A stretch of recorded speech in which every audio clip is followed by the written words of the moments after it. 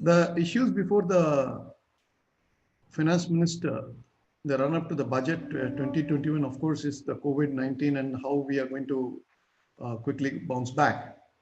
But there are certain things which are eternal, which has been flowing right from what Mr. Shanmugam Chetty, the first finance minister of this country, gave.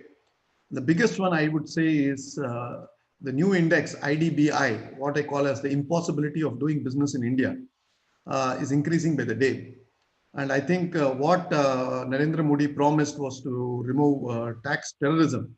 And what we have in its stead is tax jihadism. The main point that I would like to stress is that the ease of doing business has to improve. The impossibility of doing business in India has to drastically come down. Tax terrorism or tax jihadism has to give way to a belief in the common citizens, in investors in India, in people who are doing business in India, the ordinary salaried class. You can't have such a complex set of rules and regulations and hope that India will be a favored destination. You can't be holding everybody to be a suspect unless proved otherwise. So this will be on the tax front, a massive cut in rates and also simplification of taxes. Nobody nowadays talks about simplification of taxes.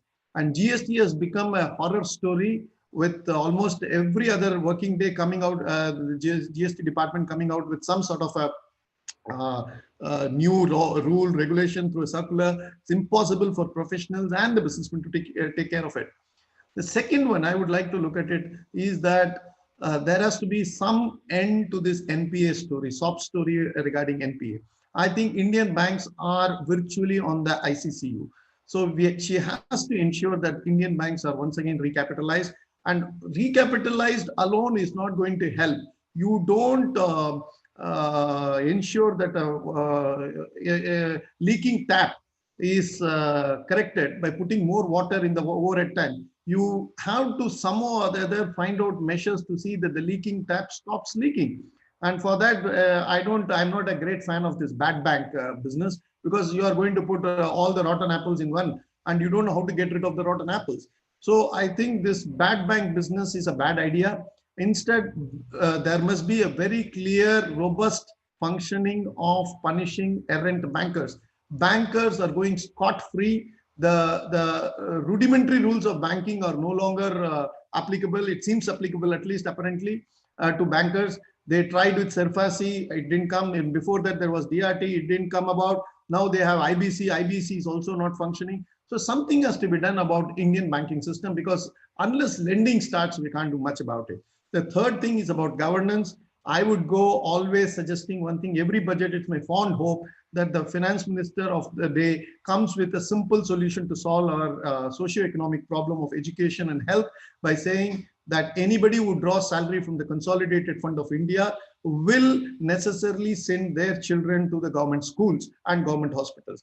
Imagine a scenario where the health secretary's son or daughter going to a government hospital, or the education secretary's son or daughter going to the government school.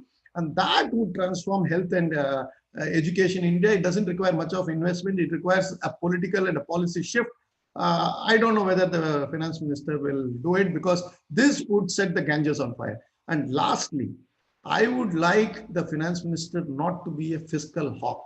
I would rather be seen as somebody who doesn't care. And for me personally, that signaling will come when the FRBM Act is suspended or is kept in limbo for the next 3 years.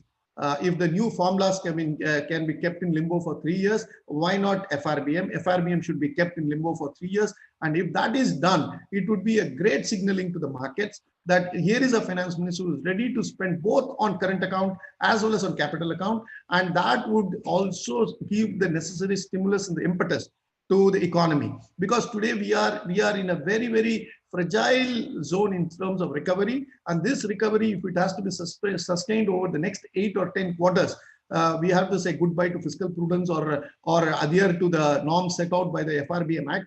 I think it is better for the finance minister to begin by even saying that the FRBM Act should be put in cold storage. I would stop here, and I would wish that the finance minister takes some really, really bold steps. She takes the bull by the horns. She bites the bullet. You can have any number of cliches, but all these things will come out a poor cropper if there is no political will backing this statement of intent.